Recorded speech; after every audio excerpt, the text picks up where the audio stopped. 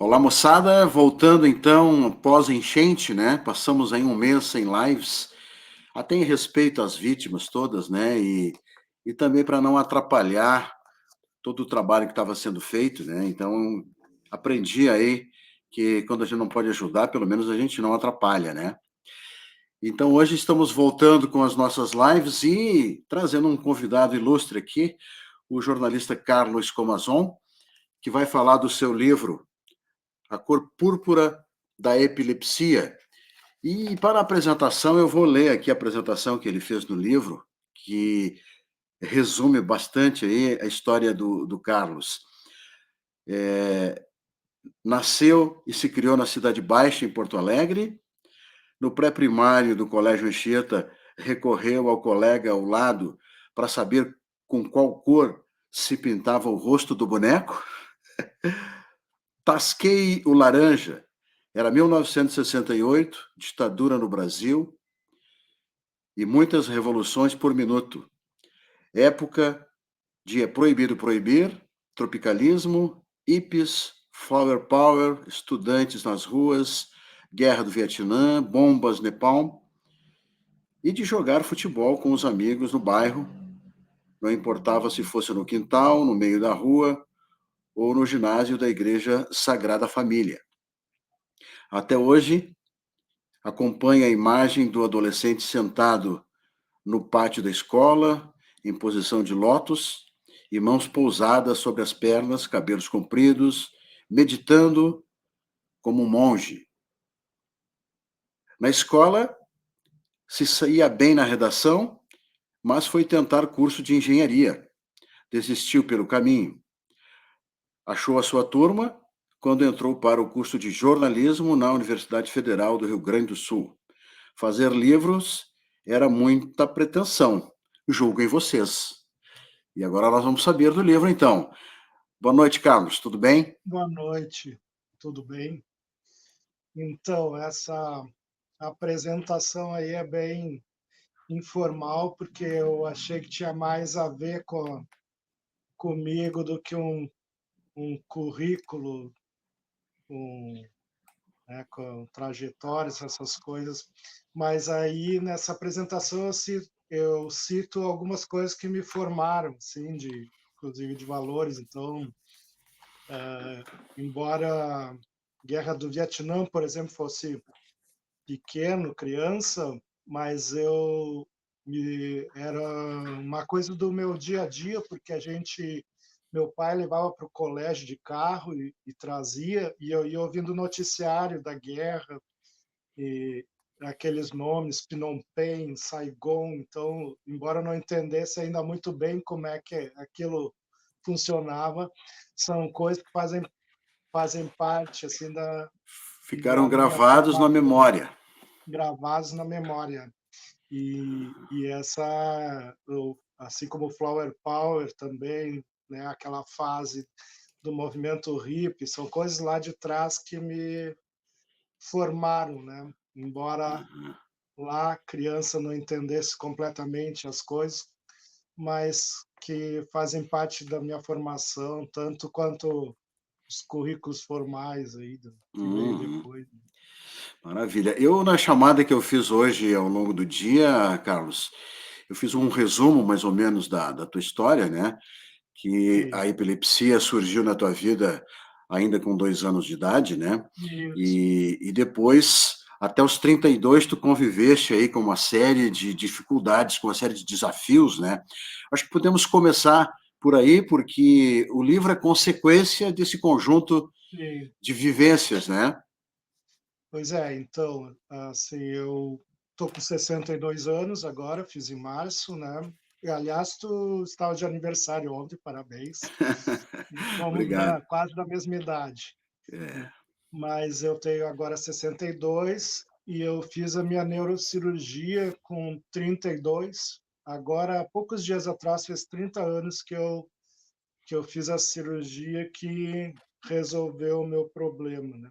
Eu tinha um ganglioglioma, que era um tumor benigno no lado direito do cérebro e que foi ressecado na cirurgia para não dar mais crises, né? Uhum. E de lá para cá, nesses 30 anos, graças a Deus, não tive mais nada. Mas, assim, eu lembro que logo que eu fiz a cirurgia, que eu fui para minha segunda fase de terapia, que eu lembro que eu falava, olha, eu curei do problema, mas a cabeça ainda funcionava com os fantasminhas de tudo que eu Uhum. tinha vivido naquela fase ali. E acho que até hoje, assim, ainda tem coisas que volta e meia tem uns gatilhos de toda essa fase aí Aham. que não foi muito tranquila, mas que Uhum. teve um final feliz. Uhum. Carlos, o motivo da gente fazer esse tipo de live, né, e o motivo pelo qual tu escreveu o livro, é certamente de ajudar pessoas que ou passam por síndromes semelhantes ou Uhum, familiares que têm pacientes em casa, né? Então, eu acho que um pouco do passo a passo, mais ou menos seguindo os capítulos do livro que tu escreveu, tu nos relatar os desafios, né, desde a descoberta, né, do diagnóstico e como que tu foi ultrapassando todos eles. uhum. Então, com 2 anos, né, minha mãe relata que com 2 anos o meu padrinho, que era médico, um dia na praia notou que eu dobrava a cabeça e ficava parado, e ele desconfiou que pudesse ser qualquer coisa neurológica e sugeriu para minha mãe que levasse num neurologista para ver. E aí ali, segundo ela, começou um tratamento, e quando eu cheguei lá pelos 5, 6 anos, eu não estava mais tendo crises, e o médico disse que dava o problema por resolvido temporariamente, pelo menos, mas podendo voltar na adolescência. Hoje, ou depois, já adulto, eu acho que, na verdade, nessa fase eu não estava completamente sem crise, porque as chamadas crises de ausência, que eu relato um pouco no livro, são quase imperceptíveis para as pessoas, né? Aham. E a gente, quando é criança, também não tem noção de que aquilo ali é uma coisa que os outros não têm, né?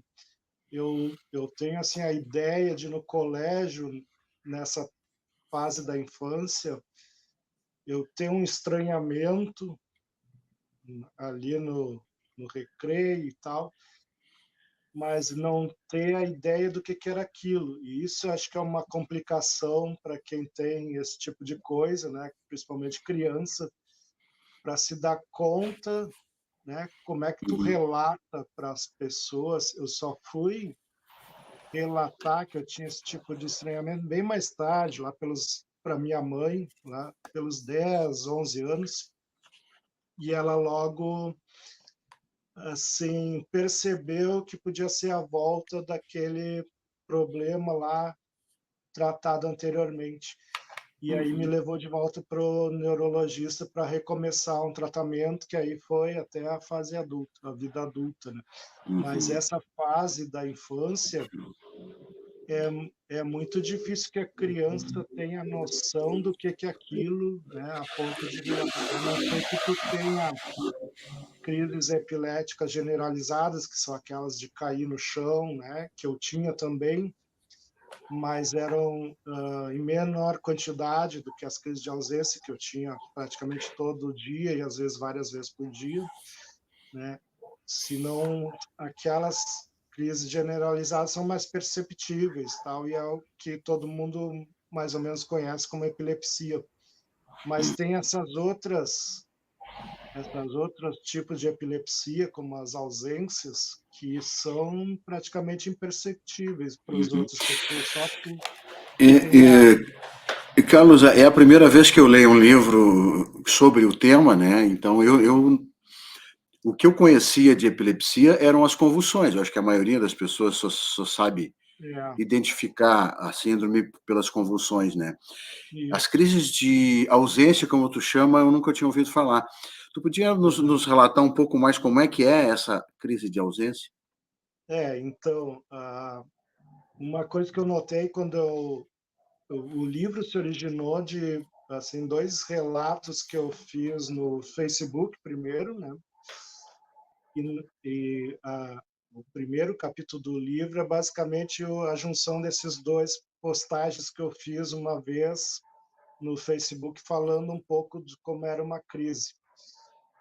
E me chamou muito a atenção, assim, que os comentários, muito retorno positivo, assim, e principalmente pessoas dizendo: "Olha, eu não sabia nada sobre o assunto", né, mesmo, amigos meus, assim, e outras pessoas, algumas se identificando: né, eu conheço gente que tem isso e tal", Uhum, e e e outras pessoas, mas principalmente, assim, muito pouco as pessoas tinham muito pouca informação, eu notei, assim, que basicamente o que conheciam da epilepsia eram as crises generalizadas, que é aquelas que se contorce, cai no chão, né. E então, o que que é uma crise de ausência, que chama ali? Tu fica meio, uns segundos fora do ar, assim, como se te desligassem da tomada, né. É uhum, uma comparação que eu acho que eu fiz no livro até. Tu pode estar numa conversa como nós estamos aqui e tu sente uma espécie de aviso, que é o que chamam de aura na neurologia, que é um tipo uhum. aviso que vai começar. Só que isso tu não controla. Tu tu sente que está começando, mas tu não sai daquilo ali. Não tenho o que fazer. Então, não tem o que fazer a não ser deixar e, assim, e uma questão durante as crises é tu não te machucar, né. E, por exemplo, se tu tá atravessando uma rua, era um problema, assim, se eu tivesse uma ausência, né. Então eu fui ao longo do tempo tentando automatizar algumas coisas, como, por exemplo, estou diante de um vou ter que atravessar uma rua, eu tentava tentei automatizar e até consegui, assim, de parar quando eu sentia que começava a ficar ausente, para não atravessar e ficar parada esperando até terminar. Isso é Uhum, bem complicado, porque tu não tem o controle ali, né. A uhum, ausência, tu pode inclusive ter uma espécie de alucinação. É tudo muito rápido, mas a uhum, sensação de quem tem é de que é uma eternidade, assim, né. Tu uhum, não tem noção de tempo, mas tem essa espécie de aviso, aí tu entra na crise mesmo, que dura de segundos a 1 minuto, 2, tal, mas tu fica alheio, né. Às vezes depois tu te lembra de alguma coisa, tal, muito vaga, mas uhum, fica embaralhado e tu não controla a situação. E uhum, e aí tu tem que esperar ir voltando ao normal aos poucos, e quando tu volta muito confuso. Geralmente tu volta perdido espacialmente, tu tu não lembra, geralmente não lembrava, assim, o que que tu estava indo fazer, tu tu tem uhum, que te reconectar de novo quando volta e tá tudo muito confuso. Então, se alguém chega para uma pessoa que começa a fazer perguntas, por exemplo, logo que tu tá voltando, é muito complicado de tu uhum, responder qualquer coisa, porque tu está tentando te entender ali. E uhum. isso era o que eu mais tinha, assim, seguido, até mais do que as próprias convulsões generalizadas, eram essas ausências. Essa E tu fase é o que tu resume no capítulo como epilepsia, uma experiência radical de vida. porque, assim, emocionalmente, se tu pensar e tendo isso, assim, todos os dias e várias vezes ao dia, assim, parece que tu tá numa montanha-russa emocional, né, Uhum. porque, assim, a qualquer hora tu pode sair do ar e Uhum. ficar alheio e ter uma espécie de tu tem uma espécie geralmente eu tinha uma espécie de alucinação rápida, assim, então, as cores ficavam muito intensas, eu falo do Van Gogh, né, Uhum. assim, eu quando vejo uma tela do Van Gogh, eu vejo um epilético pintando ali, que aquelas Aham. cores, né, o Van Gogh era um epilético, e aquelas cores me dizem muita coisa, aquelas cores do Van Gogh, do modo como eu enxergava durante a crise, tudo muito intenso. Até o sol, às vezes, podia ser um gatilho para uma crise. Uhum. E ficava tudo muito intenso naquele período de crise ali, cores, sol, e é uma espécie de alucinação, assim. Uhum. Então eu ia meio ao êxtase e depois um down, assim, na volta, se sentindo muito mal, muito perdido, uma sensação ruim. Uhum. Isso, se tu colocar todo dia e todo momento, assim, teu emocional Pois é, é eu ia te um perguntar como é que se administra isso, quer dizer, tu conviveste quase 32 anos, né? é, Na escola, com aprendizado, depois ensino médio, faculdade. pois é, então, assim, na infância, como eu disse, é difícil tu entender aquilo, né. Tu Uhum. geralmente, nesse caso, tua mãe, teus pais vão, como foi no meu, vão perceber e tentar te explicar melhor, mas na infância eu já tinha o estranhamento, mas não entendia muito bem. Aí na adolescência, quando eu relatei para minha mãe que recomeçou o tratamento com o neurologista, eu eu lembro, assim, de quando o médico falou em epilepsia, o impacto da palavra, assim, eu já imaginei aquelas pessoas que eu já tinha visto cair no chão, se contorcendo, né. Foi muito impactante, assim, né, a notícia de que eu era um daqueles, né. Uhum. Isso já tem um impacto inicial.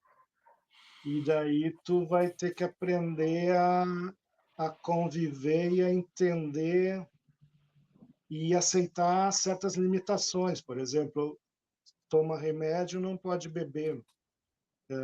Dirigir, não tem como dirigir carro se tu tá sujeito a causar acidente, tu te Aham. machucar, machucar outras pessoas. Então, tu começa a ter que lidar com algumas limitações, né?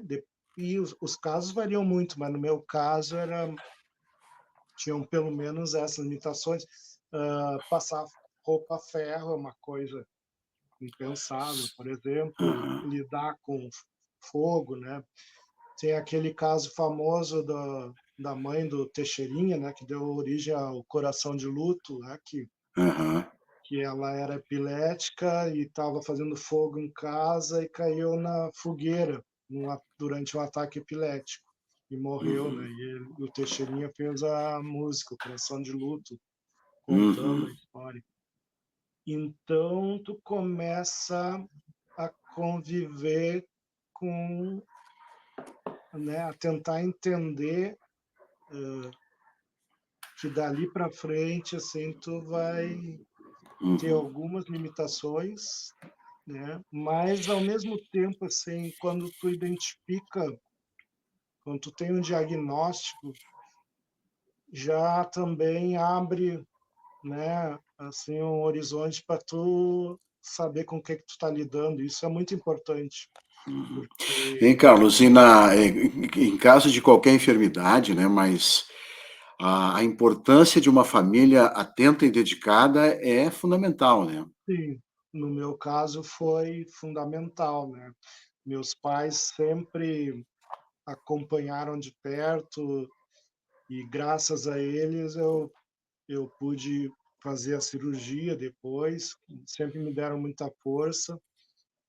E é uma doença muito envolta em estigma, né. Isso eu acho que, assim, o livro ele tem para mim, ele só tem sentido, se fizer sentido para outras pessoas que têm os mesmos questões e passam pelas mesmas coisas, né. Uhum. E acho que ele está cumprindo esse papel. Eu tenho recebido retornos muito legais, assim, de gente que tem problema, que tem o mesmo problema e se identifica, porque é uma doença muito envolta em preconceito, em estigma. Eu tento abordar algumas coisas no livro. Antigamente estava relacionado à loucura, né, Aham. e inclusive feitiçaria. Aí eu abordo um pouco o caso do Machado de Assis, que escondia, né, a Uhum. epilepsia. Eu, pessoalmente, não falava muito no assunto, fui falar agora, vê, Uhum. só agora eu consegui escrever, assim, e falar mais abertamente, mas eu escolhia muito, assim, para quem falar, que eu achasse que tinha condições de entender e não encarar É. como Não, e tu relata, inclusive, um processo de seleção aí de um concurso que, por muito pouco que tu não fica de fora exatamente pelo preconceito, né.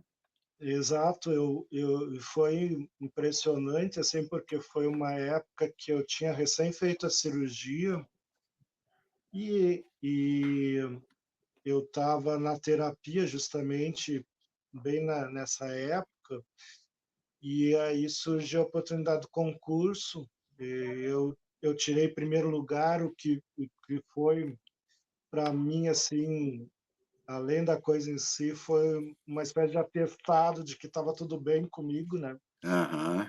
Foi importante ter Um troféu. esse teste, assim, uma espécie de reforço, mas aí eu fui passar pelos testes médicos, os exames médicos que todo concurso tem.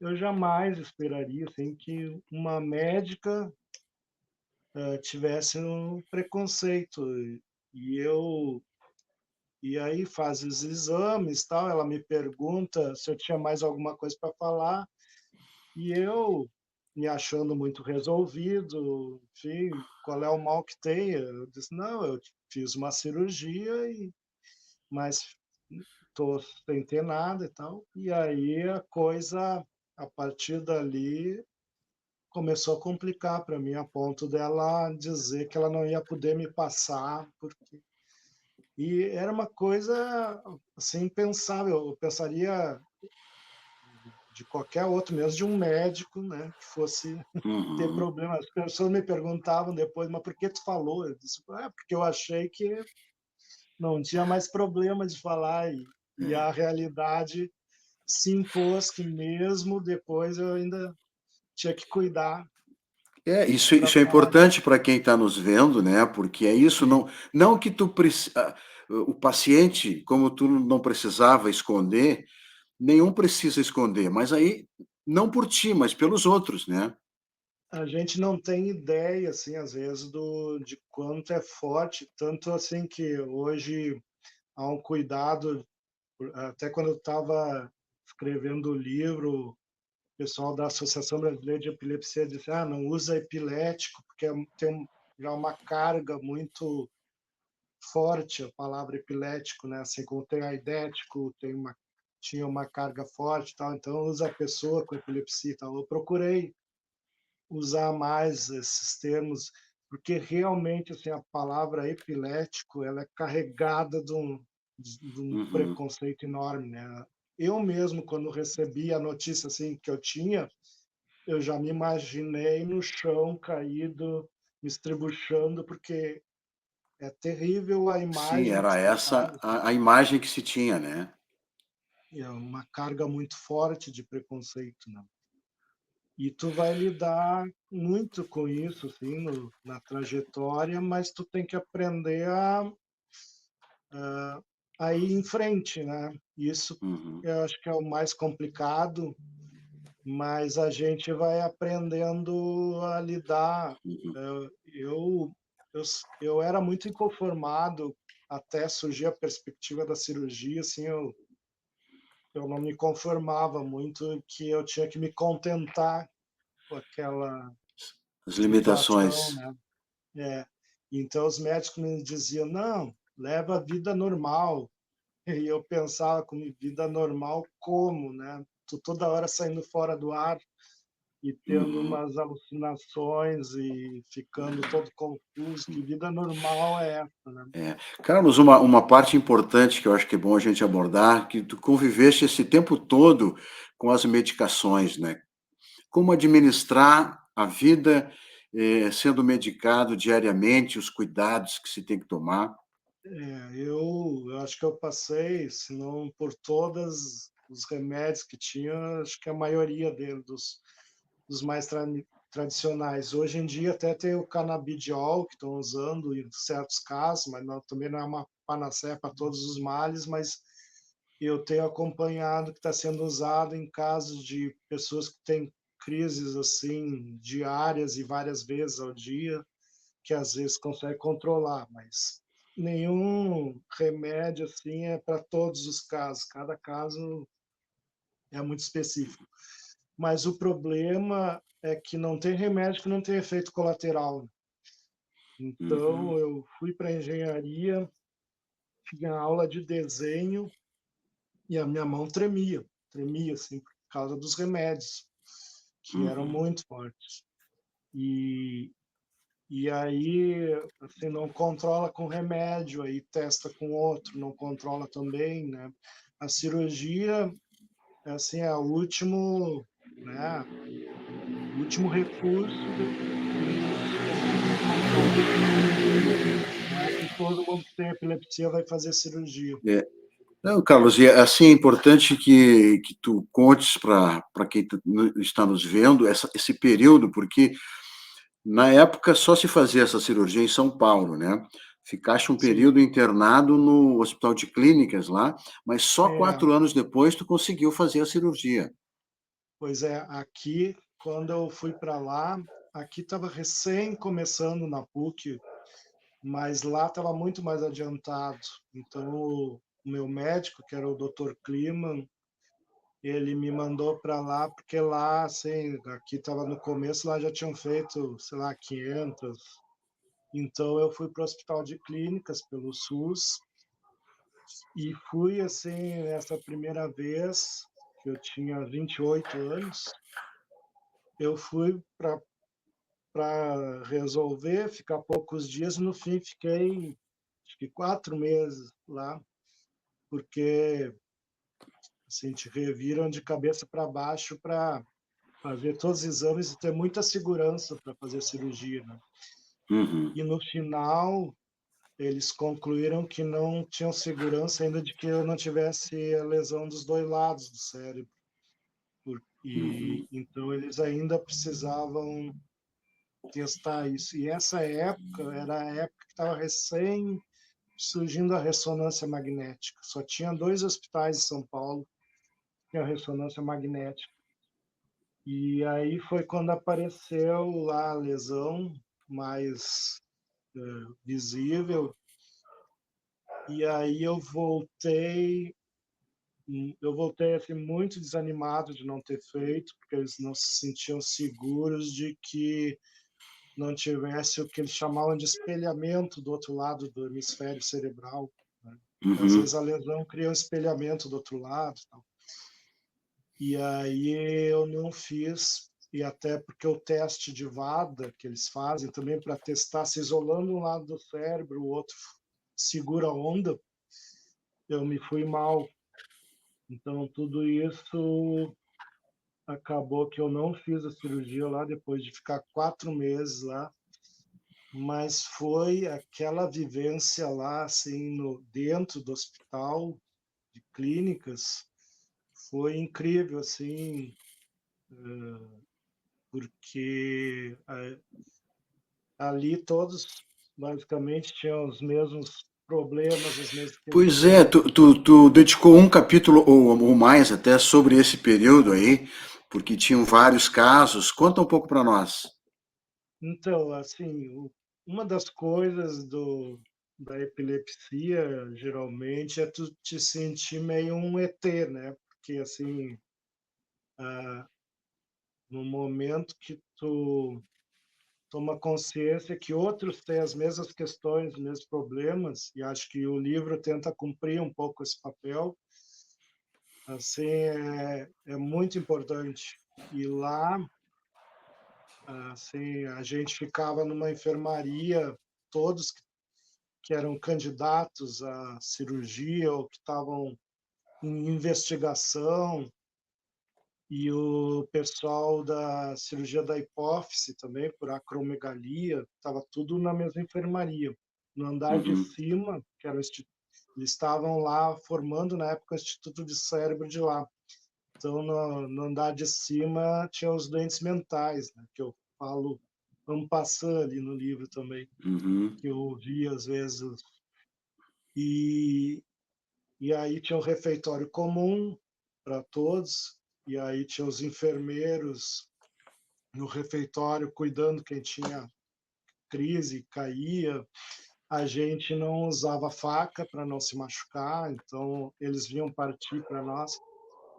Era uma coisa complicada assim, para mim lidar com essa dependência, né? Porque eu estava na uhum, faculdade, então assim, mas eu tentava entender, tinha horário de visitação, e, e ali eu conheci pessoas assim, muito humildes, né?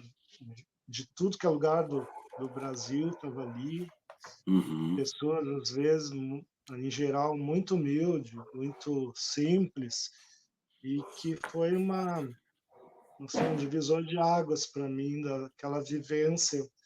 Toda hora tinha alguém caindo no corredor, tendo crise, e a gente se ajudava uns aos outros. E foi uhum. uma experiência assim para sempre, né, para E mim. inclusive teve um protesto lá, né, por É, causa eu vi que da foi comida fria.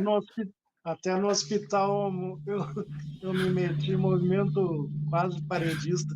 Não é, a gente tinha as reuniões com assistente social todo dia, que era bem interessante, até funcionava como um grupo de apoio, as pessoas falavam sobre suas questões e era muito importante essas reuniões, eram assim, era o momento que todo mundo falava das expectativas que tinha, dos problemas que enfrentava, das questões, das dúvidas. E aí um dia alguém fala: "Ah, a comida do refeitório está chegando fria". E para ver assim como essas coisas parecem comuns, mas são muito importantes quando tu tá ali já muito vulnerável, né, numa situação totalmente vulnerável, ainda A tem comida essas ainda é coisas. fria. É, e aí a assistente social intermediou: "Não, então vamos falar para o pessoal". E eu era um dos poucos ali que tinha estava fazendo curso universitário e tal, era eu e mais um ou 2 talvez, tal, a maioria era muito simples. E eu aí redigi uma espécie de abaixo-assinados, todo mundo Manifesto. assinou, é, reclamando que a comida chegava fria. No outro dia, no refeitório, nós entregamos. E aí começou a vir quente a comida. Ah, viu só? É isso Mas, aí. mas são coisas assim que até esses tempos me convidaram para falar com os estudantes de medicina daqui do Hospital de Clínicas, e eu relatei assim como é importante se dar que o pessoal de saúde se dê conta dessas coisas, assim, para quem está vulnerável numa situação dessas, né? Como faz a diferença, né? O tratamento. Eu às vezes É. percebia em alguns atendentes de hospital que tratavam todo mundo como incapaz, né? Ali, Uhum. então uma vez eu fui, tinha uma sala de TV, e eu estava no tempo ainda do horizontal e vertical, né? Aham. Da TV com horizontal. E eu fui ajeitar lá e imediatamente surgiu uma atendente para me xingar que eu estava mexendo na TV, assim, como se eu fosse, né, Derrubar a TV. e é, como se todo mundo fosse incapaz ali de por ter então, o estigma está sempre presente, né, Aham. numa doença como a epilepsia, tu está sempre enfrentando o estigma de incapacidade. Carlos, e vamos concentrar um pouquinho nessa reta final para a cirurgia, porque foi o momento mais importante, né? Porque havia a expectativa da cirurgia e, enfim, estava demorando. Tu relata no livro que nesse grupo aí alguns voltavam com a cirurgia, enfim, depois, após a cirurgia, felizes, alegres, e vocês se preocupavam com os que não voltavam, porque não era um bom sinal, né? Mas até que É, chegou a hora de tu ser encaminhado, daí já trocou de hospital, né, para o Beneficência Portuguesa, enfim, 4 anos foi depois, né. encaminhado. Eu só fui fazer a cirurgia 4 anos depois, no Beneficência Portuguesa, com um médico que também trabalhava lá, o mesmo neurocirurgião no Hospital de Clínicas. E lá no Clínicas tinha uma espécie de rito de passagem, que é quando o cara voltava com a cabeça raspada, a gente sabia que ia para a faca, né. E Aham. isso era, assim, era a grande expectativa de cada um que chegasse o seu dia de resolver a questão indo para a cirurgia, né. Uhum. Então, quando voltava um pronto para a cirurgia, já tinha toda uma expectativa, né. E eu quando fiz a minha, 4 anos depois, no Beneficência lá de São Paulo,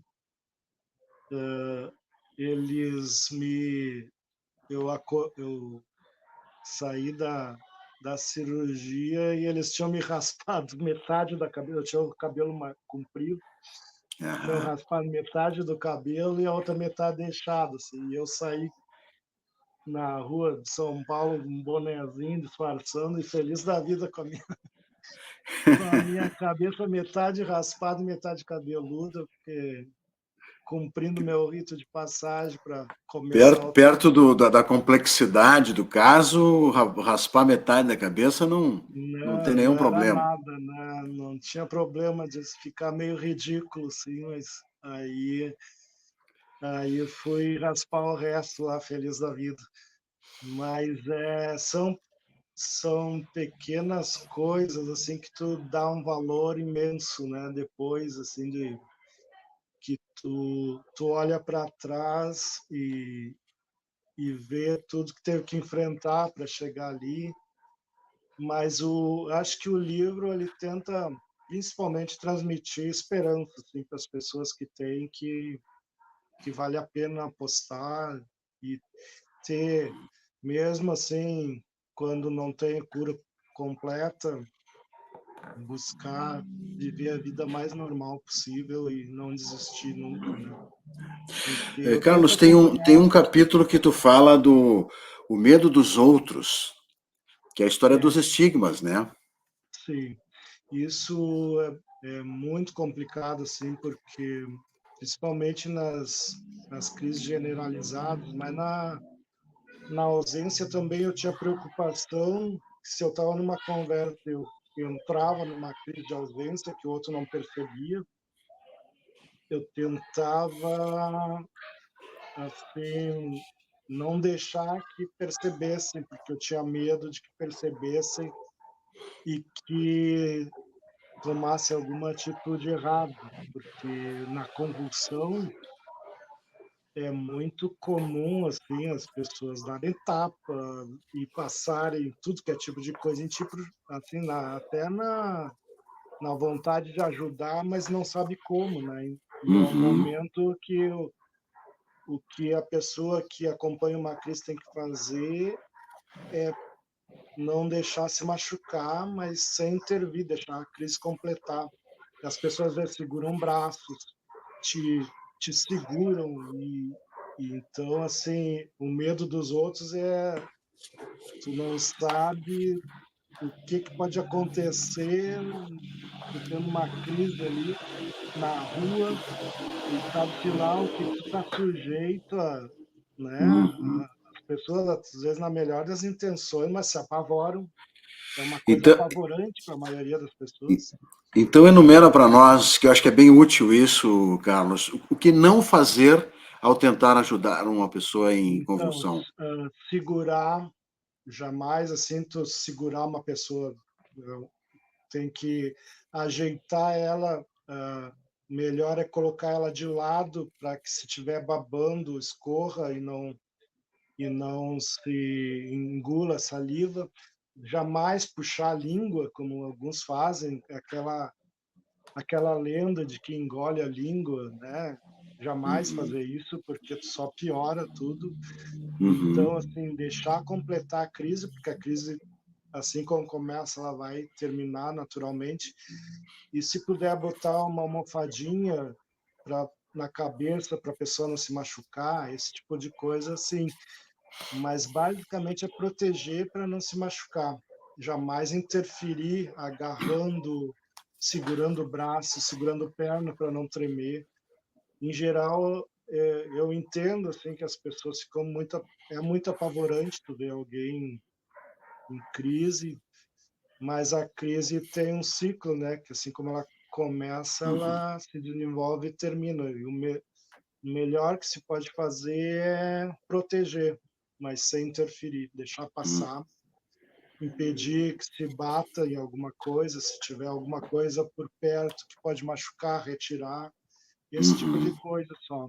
E deixar concluir, botar de lado E, para outra. e essa síndrome, Carlos, ela é transmitida geneticamente ou não?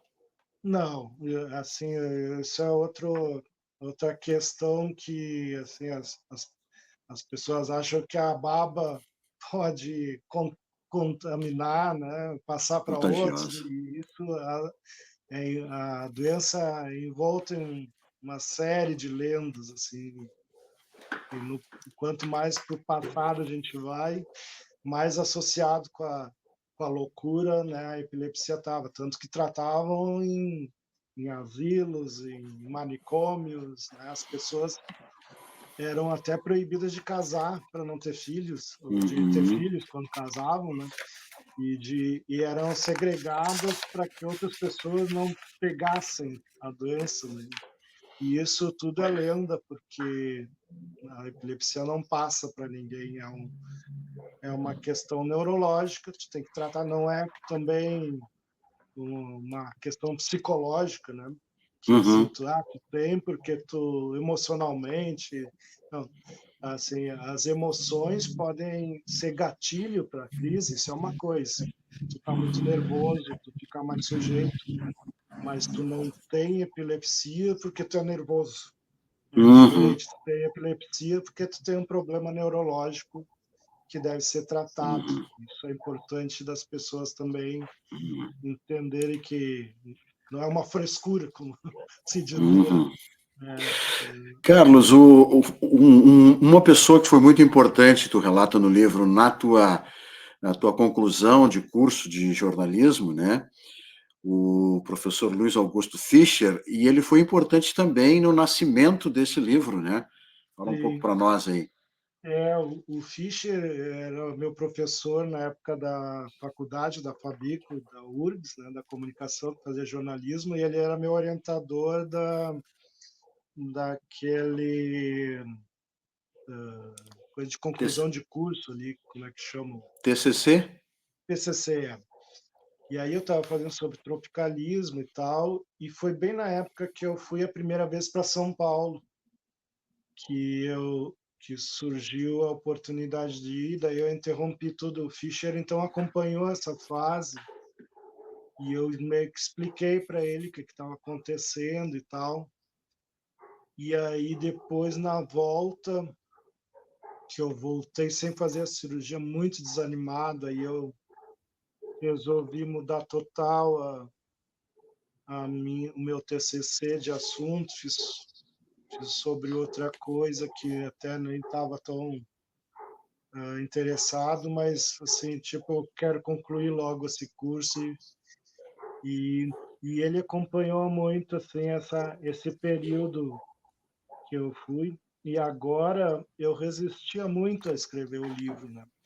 Uhum. Mas principalmente a Laís, minha esposa, né, que é escritora também, e o Fischer que me deram um empurrão, porque quando eu fiz as postagens, essas que eu falei no Facebook, em 2022, acho que foi, foi no final de 2021, eu fiz duas postagens, o Fischer leu e lembrou, né, do que ele tinha presenciado comigo. E aí, em fevereiro do outro ano, de 22, ele me escreveu convidando para escrever para parentes. E aí eu já tinha uns rascunhos e eu lembro que assim saiu muito fácil os 10, a gente combinou 10 capítulos, que são o livro, basicamente. Aham. E saiu muito fácil porque eu estava assim, acho que estava pronto para contar. Aham. Depois de tanto tempo sem abordar o assunto mais abertamente, né, eu já me sentia mais pronto e aí eu escrevi para parentes e aí É a um Laís período de maturação, né, da ideia, é, né, é muito difícil tu ter o distanciamento para escrever, né, sobre coisas que te dizem tão profundamente, assim. Isso é uma coisa que Uhum. sempre eu tive muita resistência de escrever porque eu não me sentia distanciado o suficiente para não ficar uma Uhum. coisa piegas ou com vitimização, eu não queria isso. Aham. Aí eu acho que no momento que muito me motivou, assim, que o meu pai estava muito mal na época que eu escrevi, eu vendo as limitações dele, também eu remeti às minhas desse período, né? E Uhum. aí saiu assim, eu eu peguei as coisas que eu tinha rascunhada e reescrevi e completei. E, assim, as pessoas que eu falo no livro, os nomes não são reais, porque assim, muitas pessoas eu não lembrava mais o nome do hospital ali, mas os fatos são absolutamente todos verdadeiros que eu vivenciei do hospital. E então foi quase assim catártico. Mas eu Uhum. acho que ele cumpre um papel de que eu sempre ficava pensando o que que interessa aos outros saberem essas coisas que são É. minhas, assim, mas na É, verdade mas tem uma informação comum que não existe em lugar nenhum, né? Que só quem passou pela é, síndrome sabe, eu me né? convenci a escrever quando eu me dei conta assim que é a história de muitos, né? Uhum. Muda o enredo, mas eu vejo nas redes sociais, eu acompanho um pouco outras pessoas que estão em tratamento e tal, e eu vejo as mesmas questões, assim, o enfrentamento do estigma, do trabalho, as pessoas que são despedidas porque têm epilepsia, que enfrentam todo dia as limitações. Então, Uhum. isso acho que é o que me fez escrever também. Uhum. É, Carlos, e já se vão lá 30 anos da cirurgia, né? Então, tu podia resumir para a gente, assim, esse lado, claro, ficaram muitas síndromes, muitas questões a serem resolvidas em terapia e nas leituras e tal, mas, enfim, tu viveste 30 anos sem a epilepsia. Se passaram 30 anos, então, assim, é praticamente um renascimento, né? Eu costumo dizer, assim, que quando tu te dá por curado, se é que dá para usar essa palavra, porque o Kliman, quando que já faleceu, né, que era o meu médico, ele nunca me disse assim, tu tá curado, mas depois de tanto tempo sem nada, ele disse que, né, que era praticamente certo que eu não teria mais nada e realmente nunca mais tive, assim, porque Uhum. sempre como quando fizeram a cirurgia, eles ressecaram o tumor, mas não puderam remover a lesão que tinha em volta do tumor, porque era a região da memória. Sempre havia uma dúvida se não haveria ainda algum tipo de espelhamento do outro lado. Isso Uhum. nunca se comprovou que existisse, porque eu nunca tive mais nada. Então eu me considero curado, né, Uhum. nunca tive mais nada. E o que dá para dizer, assim, é um renascimento, te abre, né, outras perspectivas e tu tem, como eu falei na logo depois da cirurgia, eu cheguei na terapia e disse: "Olha, tô curado da epilepsia, mas a minha cabeça ainda funciona muito ainda Uhum. como doente". Então eu tinha que me readaptar, né. Hoje, assim, volta e meia, né, tem coisas que me remetem lá, que eu me percebo, assim, Aham. remetendo para os gatilhos, mas a gente tenta é uma coisa, é uma experiência para sempre, né. Isso tu Uhum. nunca vai te livrar dessa experiência, tem marcas para a vida toda, mas o fato de tu conseguir levar uma vida normal faz toda a diferença. Aham. Carlos, mas maravilha, vamos chegando ao final aqui da nossa live. Vou dar uma passada aqui na ficha técnica aqui do livro. Projeto gráfico, não sei se eu vou saber pronunciar o nome aqui, é Guilvar Adum? Uhum, isso. Revisão Sinara Ferreira, a foto do autor e a coordenação editorial é da Laís Schaff, que é jornalista, esposa Sim, do Carlos, e a proprietária da editora Casa Verde, né, que já tem uma isso. A história bem Laís longa aí, foi né?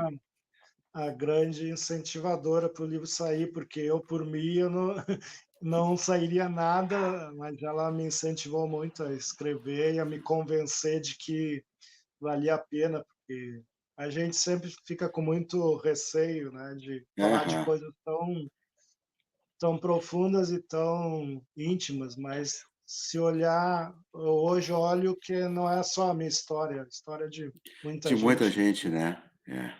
Bom, isso eu acho que está ajuda. atualizado aqui ainda, né? Para comprar o livro, os interessados podem acessar aqui o Falar isso, com a Laís, casaverde.arte.br, o pode falar com a telefone. Laís que é ela É, que trata da esse, esse telefone aqui deve estar atualizado, 51 99 12 17 isso, 707. isso, é o da 50, Laís, é. 51 99 12 17 707, para quem Isso, quiser. E se perderem aqui o contato, pode mandar mensagem na live aqui que eu passo o contato aí de todo mundo. Carlos, eu só tenho a agradecer. A gente passou aí um mês sem fazer lives aí por causa da enchente, né? E agora sim, voltamos assim com chave de ouro, com o teu muito depoimento. bom.